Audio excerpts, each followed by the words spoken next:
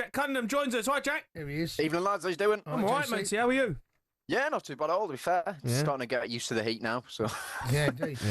Settling in it. It's going to be here until next week, so... It's hot, matey. It is hot. Look, loads of back pages. The big one, we just spoke to Ben Jacobs about it. Spurs closing on 60 million. Gibbs-White's on the back page of the Times. This is a great move from Tottenham. Yeah, I think it is. And you know what's mad about it? The speed that it's happened. Like, if we go back to the Club World Cup transfer window, talkSPORT understood that Nottingham Forest put a £100 million price tag on Morgan Gibbs-White. And that was why Manchester City walked away. So it seems like no one knew about this release clause. I don't know if it came into it's only just activated or whatever. I'm sure we'll find out a bit more about it once the deal goes through. But it has just come out of nowhere. It was reported today. It was like, oh, yeah, Spurs are interested in Gibbs-White. And then within 3 hours, it was like, oh, he's having a medical tomorrow. So fair play to Tottenham for getting that deal done so quickly. And then with Mohamed Kudus as well, you know, really backing Thomas Frank. And I think with Gibbs-White, I think if you look at Forest and how they played, I mean, everything went through him. Yeah. Like, basically, he was the best player. Do you know what I mean? He was the main man. Yeah. Like, the way they play on the counter-attack, everything, it all went through Morgan Gibbs-White. And I mean... if you look at what he could do in this Tottenham team with Thomas Frank, I think Frank's looking for a more athletic number 10. Yeah. And I think Morgan Gibbs-White fits that profile. Yeah, He does I indeed. think that maybe puts Madison, it pushes him down the pecking order a little bit, you know, I was going definitely. to say, I do, but looking at it now, you know, you've got Kulusevski can play as a 10. You've got Madison that can play as a 10. However, Kulusevski can play in numerous other positions as well. He can. Madison can't, No. really. No, he can't. Hasn't got the legs to play in centre midfield, does he? You know, when he plays there, gets overran. He looks a bit overwhelmed, to be honest. It's going to be. I'm really interested to see where he puts, because Kulusevski's a good player. He is. You know, when he's fit and he's on it, he's really good. So, you know, do you play Kudus on the left, and you know, Kulusevski on the right, Morgan Gibbs-White, Solanke? That in my head probably is how you would start. But Kudus, look, he can play on the right as well. He can play number 10. It's interesting. Look, it's a good problem to have. We've got a lot of games. Nottingham Forest must be gutted. Yep. They've lost to Langer and Morgan Gibbs-White. And you know what's strange about it? Obviously, I'm delighted that Alanga's joining Newcastle. But why have they sold Alanga at Newcastle if they knew Gibbs-White had this release clause? Yeah. Like, why would you let... Maybe PSR. If you know that there's a possibility of Gibbs-White going... No, the PSR, why would you then let some him clubs go? struggle. I think they are in... I think they've had problems. It does. It makes you wonder, and this is why PSR is such a load of BS. Because, you know, why should Forest have to sell their best players? It makes no sense to me. And I'll bang that drum many times. We'll see how this plays out. Genuinely, but it is such a shame because Forest, you know, had their best season they've had in the Premier League for years, getting to Europe. I know. And they've got to sell everyone. I feel their frustration. Ben's Bug says the back page of the Sun. This is about Ben Stokes. Yeah, so obviously the third test of England v India started today 1-1 after India absolutely thrashed England last time out. England won the toss and decided to bat, which got like a load of ironic cheers because every other time they've been bowling, and the last time it turned into a shambolic decision. But anyway, England have done okay. They managed to see off and get to 250 odd for 4. But the main issue is that Ben Stokes looks like he's injured himself. He was in a load of pain. He's still batting. He's a player who's he'll get dragged off the pitch before, you know, he seek medical attention. But he looked in a lot of pain. He was... You know, he was a bit unhappy. There was at some point some ladybugs came on and stopped the game. That annoyed him as well. I mean, that was weird. But then ultimately it looks like it's calf injury or groin injury potentially. We're not entirely sure what.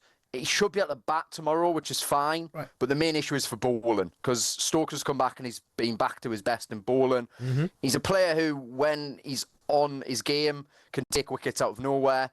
And, you know, he's coming up to Freddie Flintoff's record. He's close to passing Steve Harmison as well for test wickets.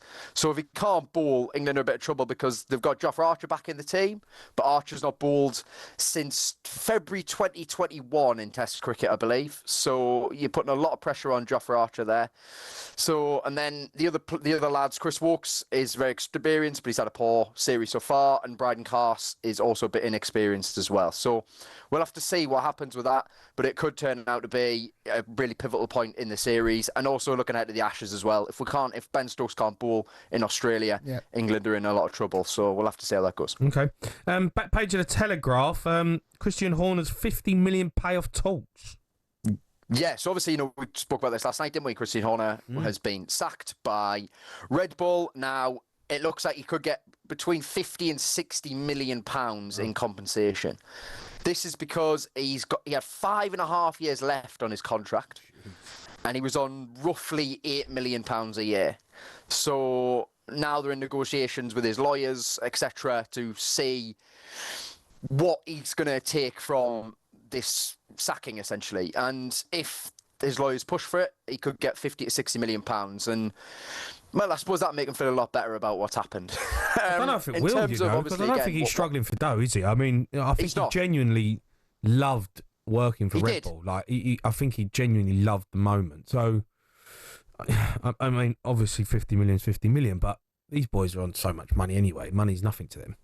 Yeah. I suppose what you're saying, you are right there, because look, he's already on 8 million a year, so like he's got plenty of money. So it is more the case of he's lost his job. And again, I still find it interesting. We still don't know why. I mean, I thought we might have found out a little bit more today, but there's still nothing. So it'll be interesting when we eventually get to find out exactly why they got rid of Christian Horner. But I mean, it's again, I do think it's just more that they decided to keep Max Verstappen over Christian Horner. I just think that's what it was.